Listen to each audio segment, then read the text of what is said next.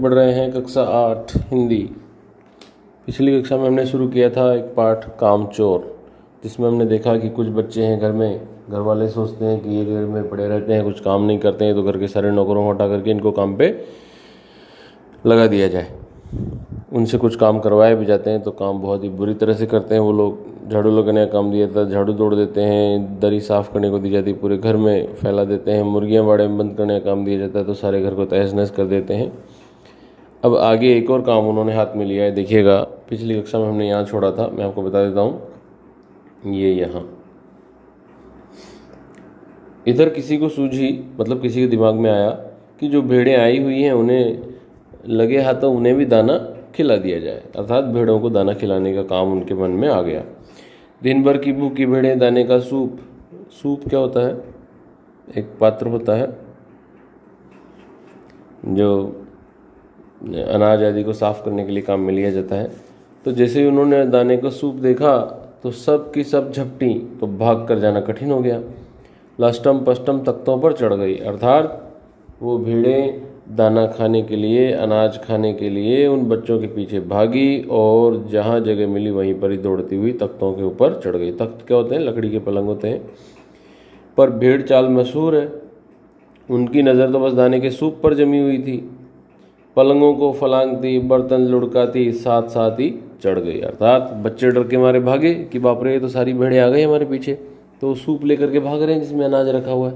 और भेड़ चाल प्रसिद्ध है, एक भेड़ जिधर गई सारी उधर चली जाएंगी। तो जब भेड़ों ने देखा कि सूप उधर है तो आगे वाली भेड़ें उधर जाने लगी, तो पीछे वाली भी उधर ही जा रही है और रास्ते में जो आ रहा है उसके ऊपर से चढ़ती हुई जा रही हैं। तख्त पर बानी दीदी का दुपट्टा फैला हुआ था, जिस पर गोखरी, चंपा और सलमा सितारे रखकर बड़ी दीदी मुगलानी बुआ को कुछ बता रही थी। ये गोखरी, चंपा और सलमा सितारे क्या होते हैं भाई? ये वस्त्रों को, कपड़ों को सजाने के लिए, उन पर कसीदाकारी के लिए लगाए जाने वाले कुछ सामान होते हैं। भेड़ें बहुत निसंकोच सबको रोनती और बैंगनों का छिड़काव करती हुई दौड़ गई। उनको रोनती हुई उनके ऊपर से चली गई। और बैंगनों का छिड़काव मतलब उनके ऊपर वो जो है मेंगने करती गई। मेंगना क्या होता है? भेड़ें जो पोटी करती हैं उसको मेंगना बोलते हैं। जब तूफान गुजर चुका तो ऐसा लगा जैसे जर्मनी की सेना टैंकों और बमबारों सहित उधर से छापा मारकर गुजर गई, अर्थात ऐसा लगा जैसे कोई सेना वहाँ से गुजरी होगी। सब सामान टूटा फूटा। जहाँ जहाँ से सूप गुजरा, अर्थात बच्चे जहाँ जहाँ से सूप को लेकर के भागे, भेड़ें शिकारी कुत्तों की तरह गंध सूंघती हुई हमला करती गई। गंध मतलब खुशबू। हज्जन माँ एक पलंग पर दुपट्टे से मुंह ढाके सो रही थी। हज्जन जो एक लेडी है उनको कहा गया है यहाँ पर। आमतौर पर जो हज यात्रा कर चुके हो तो उनको, जेंट्स को हाजी और लेडीज़ को हज्जन ऐसा कह दिया जाता है। तो हज्जन माँ एक पलंग पर दुपट्टे से मुंह ढाके सो रही थी। उन पर से जो भेड़ें दौड़ी तो न जाने वह सपने में किन महलों की सैर कर रही थी। दुपट्टे में उलझी हुई मारो मारो चीखने लगी। उनको लगा कि कोई उनको मारने आया है तो वो भी चिल्लाने लगी, मारो मारो।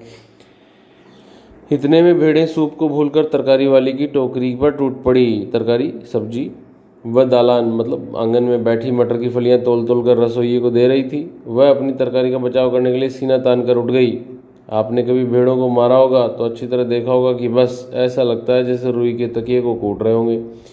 भेड़ों को चोट ही नहीं लगती। बिल्कुल यही समझकर कि आप उससे मजाक कर रहे हैं, वह आप ही पर चढ़ बैठेगी। जरा सी देर में भेड़ों ने तरकारी छिलके समेत अपने पेट की कड़ाई में झोंक दी, अर्थात सारी सब्जियां खा गई। आगे बढ़ते हैं।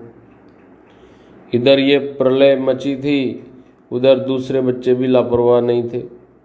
इतनी बड़ी फौज थी जिसे रात का खाना न मिलने की धमकी मिल चुकी थी। वे 4 भैंसों का दूध दोने पर जुट गए, अर्थात बच्चों को जब ये कहा गया था कि काम नहीं करोगे तो खाना नहीं मिलेगा, तो बच्चों ने सोचा भाई खाना तो चाहिए ही चाहिए, इसीलिए वो काम करना छोड़ नहीं रहे, वो काम करे ही जा रहे। तो घर में 4 भैंसें, सोचा कि इनका दूध दुह लिया जाए। दूध दुहना मतलब दूध निकाल लेना। धुली बेधुली बाल्टी, धुली यानी धुली हुई, बेधुली मतलब बिना धुली हुई। धुली बेधुली बाल्टी लेकर 8 हाथ 4 थनों पर पिल पड़े। एक भैंस के 4 थन होते हैं जहाँ से दूध निकाला जाता है, और 4 बच्चे उनके ऊपर जाकर के दूध निकालने लगे कि हम निकालेंगे हम निकालेंगे। तो ऐसे कुल मिलाकर के 8 हाथ हो गए। भैंस एकदम जैसे चारों पैर जोड़कर उठी और बाल्टी को लात मारकर दूर जा खड़ी हुई। तय हुआ कि भैंस की अगाड़ी पिछाड़ी बांध दी जाएगी, जैसा कि आप चित्र में देख पा रहे हैं। तो क्या तय हुआ कि भैंस की अगाड़ी पिछाड़ी बांध दी जाए। अगाड़ी पिछाड़ी अर्थात भैंस के आगे के पैर भी बांध दिए जाए और पीछे के पैर भी बांध दिए जाए और फिर काबू में लाकर दूध दूह लिया जाए। बस झूले की रस्सी उतार कर भैंस के पैर बांध दिए। लेकिन पैर कहाँ बांधे देखो तो सही। पिछले 2 पैर चाचा जी की चारपाई के पायों से बांध दिए और अगले 2 पैरों को बांधने की कोशिश जारी थी कि भैंस चौकन्नी हो गई, भैंस सावधान हो गई और छूटकर जो भागी तो पहले चाचा जी समझे कि शायद कोई सपना देख रहे हैं। फिर जब चारपाई पानी के ड्रम से टकराई और पानी उछल कर गिरा, छलक कर गिरा उनके ऊपर छपाक से, तो समझे कि आंधी तूफान में फंसे, साथ में भूचाल भी आया हुआ है। क्योंकि वो तो सो रहे थे तो उनको कुछ पता नहीं था, तो कुछ समझ में भी नहीं आया। फिर जल्दी ही उन्हें असली बात पता चल गया और वह पलंग की दोनों पट्टियां पकड़े बच्चों को छोड़ देने वालों को बुरा भला सुनाने लगे। क्यों, क्या हुआ? क्योंकि भैंस बंधी हुई है उनकी चारपाई से और वो भैंस भागी जा रही है तो चारपाई भी उसके पीछे पीछे भागी जा रही है। तो ऐसे में बड़ी समस्या हो गई। आगे बढ़े। यहाँ बड़ा मजा आ रहा था। भैंस भागी जा रही थी और पीछे पीछे चारपाई और उस पर बैठे हुए थे चाचा जी। ओहो, एक भूल ही हो गई, यानी बछड़ा तो खोला ही नहीं, इसलिए तत्काल बछड़ा भी खोल दिया। बछड़ा भैंस के बच्चे को कहा गया है। वैसे बछड़ा जो है वो गाय के बच्चे को कहा जाता है, लेकिन यहाँ पर भैंस के बच्चे को कहा गया है। तीर निशाने पर बैठा, मतलब सही लग गई बात। और बछड़े की ममता में व्याकुल होकर भैंस ने अपने खुरों को ब्रेक लगा दिए। खुर, भैंस के जो पैर होते हैं, पंजे होते हैं, उनको खुर कहा जाता है। तो वो रुक गए अपने बच्चे को देख करके और बछड़ा तत्काल जुट गया दूध पीने में। दूहने वाले गिलास कटोरे लेकर लपके, क्योंकि बाल्टी तो छपाक से गोबर में जा गिरी थी। बछड़ा फिर बागी हो गया, अर्थात बछड़ा उनको दूध नहीं निकालने दे रहा।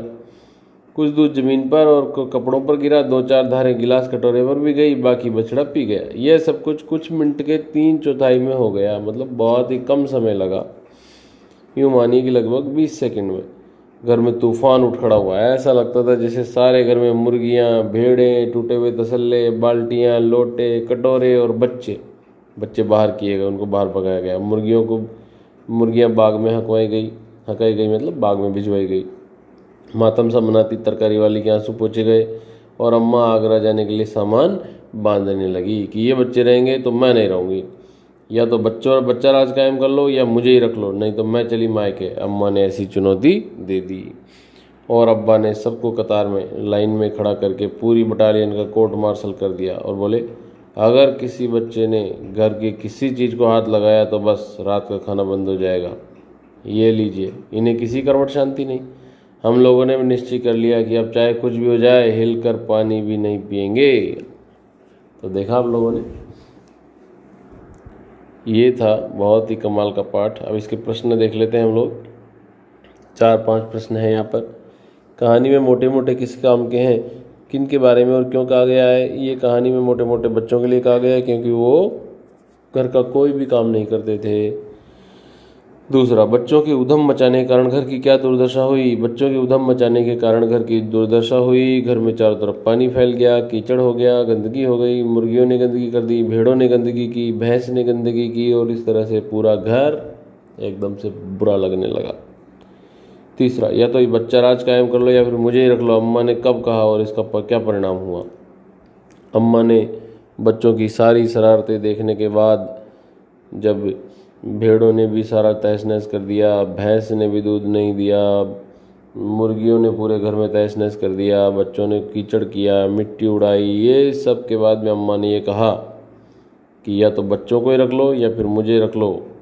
और इसका परिणाम ये हुआ कि अब्बा जान ने कह के खड़े होकर कह दिया कि कोई भी बच्चा किसी भी प्रकार का काम नहीं करेगा, घर की किसी चीज़ को हाथ नहीं लगाएगा।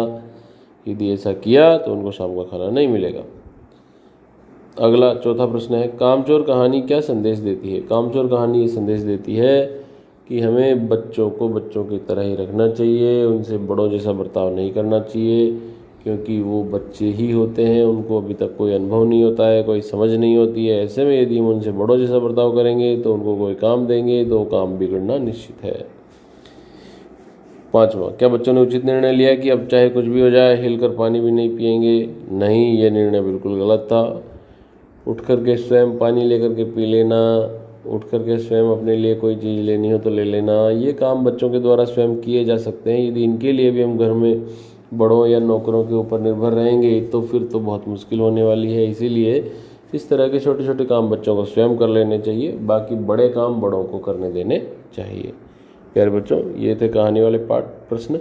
ये सभी 5 प्रश्न आपको अपने होमवर्क की नोटबुक में करने हैं। कहानी से आगे वाले प्रश्न आपको स्वयं जो है हल करने हैं, लेकिन लिखने नहीं है।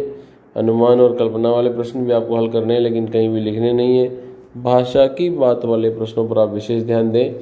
इनको आपको बहुत ध्यान से पढ़ना है, समझना है, हल करना है और अपनी रफ नोटबुक में लिखना भी है, क्योंकि मैं बता चुका हूँ कि यहाँ से आमतौर पर प्रश्न आ जाता है। तो प्यारे बच्चों, आज की कक्षा में इतना ही है। Thank you.